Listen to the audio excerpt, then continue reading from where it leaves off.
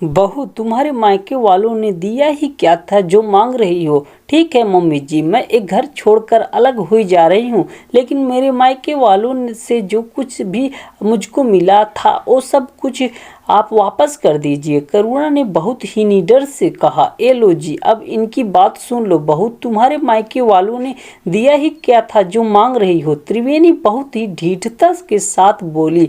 अब आप एक क्या कह रही हैं मम्मी जी, आपकी मांग के हिसाब से मेरे मम्मी पापा ने अपनी हैसियत ना होते हुए भी बहुत कुछ दिया था, और वो गहने भी जो मम्मी ने अपनी मम्मी को हमको शादी में चढ़ाए थे, और जिनको शादी में एक बार पहनने के बाद मेरे होते हुए भी जिनकी शक्ल दोबारा देखने को नहीं मिली, आपके मुताबिक वो आपके पास ही सुरक्षित थे। करुणा की थोड़ा चिढ़कर बोली। ये लड़की अक्सर त्रिवेणी करुणा ऐसे ही शब्दों से नवाजा करती। तुम्हारा दिमाग तो ठिकाने पर है कि नहीं।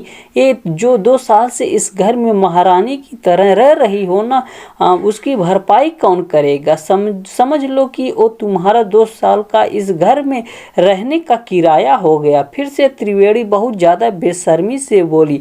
मम्मी जी, ये क्या कह रही हैं आप। ये क्या घर हमारा नहीं था जो आप इस घर का किराया मुझसे मांग रही हैं। करुणा को त्रिवेणी से ऐसी उम्मीद तो बिल्कुल भी नहीं थी। माना कि वो उसको पसंद नहीं करती थी, लेकिन इतनी घटिया सोच उसकी परिकल्पना भी नहीं करुणा ने की थी। बहू, बोलने से पहले 10 बार सोच लिया करो। आखिर तुम्हारा कौन सा घर, तुम्हारा इस घर पर कैसा अधिकार। क्या तुम इस घर को मायके से लेकर आई थी। त्रिवेणी बेशर्मी की जैसे हदें पार कर रही थी। चलिए आपको पहले मिलवाते हैं सारी परिस्थितियों से। समीर ने मध्यवर्गीय परिवार की करुणा के साथ मनपसंद ब्याह किया था। समीर बहुत ही सीधा और सरल स्वभाव का, बहुत ज़्यादा चतुर न होने के कारण ज़्यादा पढ़ा लिखा नहीं था। उसकी एक छोटी सी किराए की फार्चून की दुकान थी। करुणा वैसे सौदा पानी लेने आती थी। कब समीर का दिल करुणा पर आ गया पता ही नहीं चला, और करुणा को भी शांत और सरल स्वभाव का समीर बहुत अच्छा लगता। जब घर के छोटे बड़े समीर की शादी की बात चली तो त्रिवेणी ने उसकी शादी को भी दहेज के तराजू पर तौलना चाहा, क्योंकि करुणा का बड़ा बेटा अनिल बैंक में नौकरी करता था और उसकी ससुराल से भरपूर दहेज मिला था।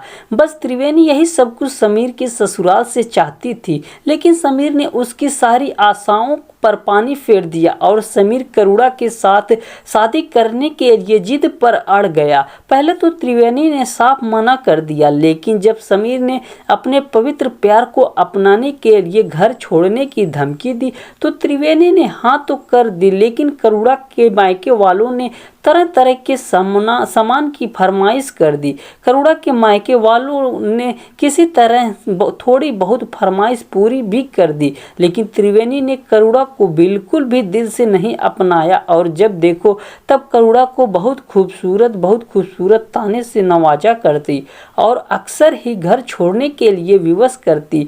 और एक खास बात और कि समीर के सामने तो करुणा से कुछ नहीं कहती और उसके पीठ पीछे ना जाने कितनी बातें सुनाती। और कभी कल की ही बात है जब करुणा सारा काम समेट ही रही थी कि त्रिवेणी ने उसको बुलाकर कहा कि तुम अपना कहीं और रहने का ठिकाना ढूंढ लो, क्योंकि तुम जिस कमरे में रहती हो वो हमको किराए पर उठाना है।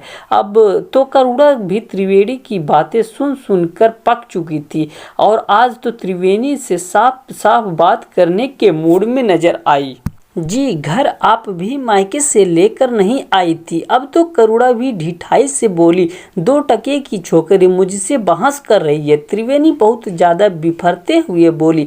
मम्मी जी, बहस करने के लिए आपने ही विवश किया है। और हाँ, एक बात साफ सुन लीजिए, जब तक आप मेरा सारा सामान वापस नहीं करती तब तक मैं इस घर से एक कदम बाहर नहीं निकालूंगी। आपने अभी तक मेरा भव्य रूप देखा है, लेकिन अब आप मेरा दूसरा ही रूप रूप देखेंगी, क्योंकि समीर के सामने तो आप बहुत अच्छी बनती हैं और उसके पीछे आपका दूसरा ही रूप होता है। इस गलतफहमी में मत रहिएगा कि समीर को कुछ नहीं हो जानते तो वो भी आपके स्वभाव के बारे में, लेकिन बस कुछ कह नहीं पाते।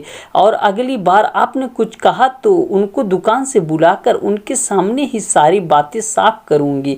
इतना कहकर करुणा अपने कमरे में चली गई और त्रिवेणी को कुछ सूझ नहीं रहा था कि वो क्या जवाब दे, क्योंकि आज तो बहू ने उसको आईना दिखा ही दिया था, क्योंकि वो भी एक घर मायके से लेकर नहीं आई थी। और उसके बाद उसने चुप रहने में ही अपनी भलाई समझी, क्योंकि एक बार अगर करुणा की जुबान खुल गई तो बंद करना बहुत ही मुश्किल हो जाएगा।